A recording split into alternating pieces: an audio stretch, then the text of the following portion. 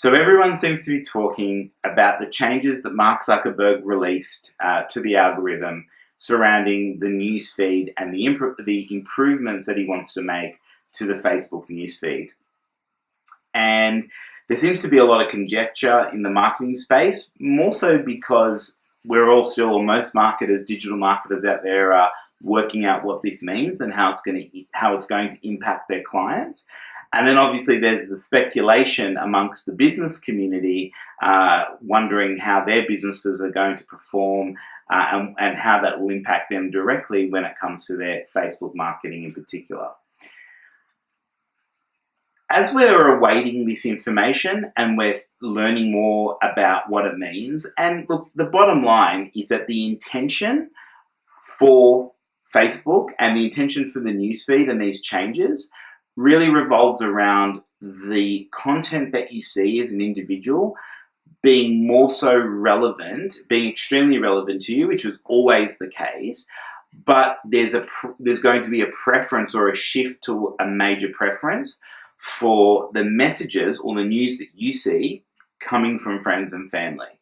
I guess the challenge and what Mark Zuckerberg, I should say, was referring to or listening to was that people were starting to turn off, or there was a retraction in attention and the way people consume their content on Facebook.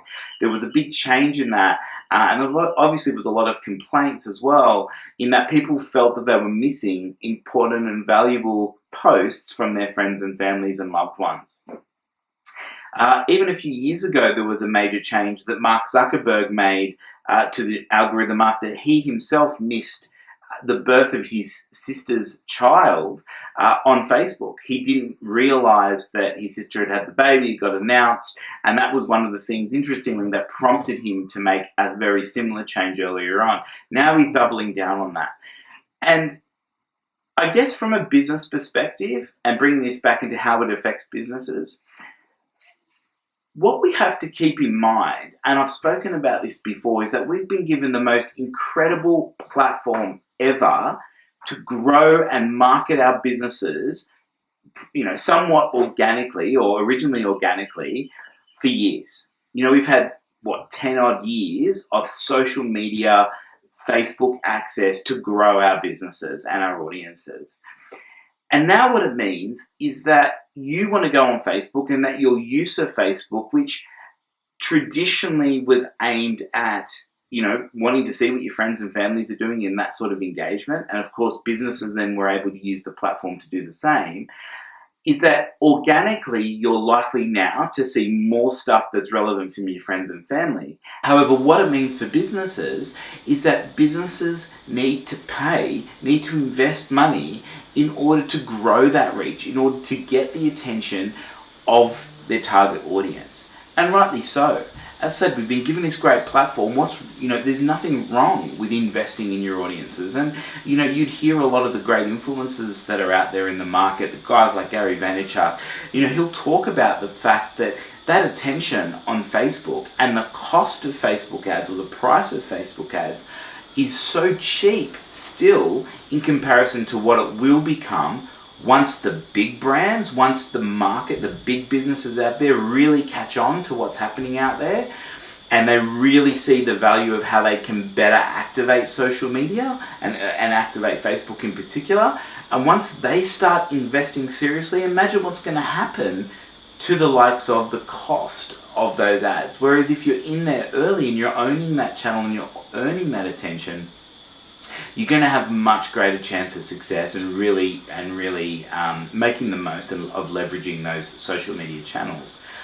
I guess more to the point, what it also says is that that your engagement as a business with your followers needs to be so relevant and so spot on, so aligned with what they want to see, what they want to hear, what they're following you for. If you're a small cafe, it could be, well, what's on the menu? What specials have you got going this weekend? What can I do to make a booking? What events are you hosting? That sort of stuff. Whereas if you're a big brand and it's really important, your product. Let's just say your product's automotive. How's your product being utilized? Who's the community that are purchasing and using your products? How are they using it? What do they think about it? Because that's what you're trying to do. You're trying to build the tribe of followers that are relevant to your business, to your brand, to your product, your service. And you do that now. The pressure is to not only do it through paid methods or to use paid methods, but even when you're using those paid methods, is to make those ads or create that content in a way that stands out, that adds as much value as possible. And as we know, it's interesting, engaging, informative. Probably more video based. That's one of the things that's obviously important. So that when you do show up and you are present in front of your followers, that you give them a reason to engage with you, to comment, to like, to share, and that you're doing that in an authentic way. I really hope that helps settle up the speculation around the Facebook newsfeed changes. I know I, as a digital marketer, are looking forward to what's happening, how it's going to impact our content plans and things we do for our clients, and really making us think a lot more about how we can better ourselves from a content perspective. Thanks, guys.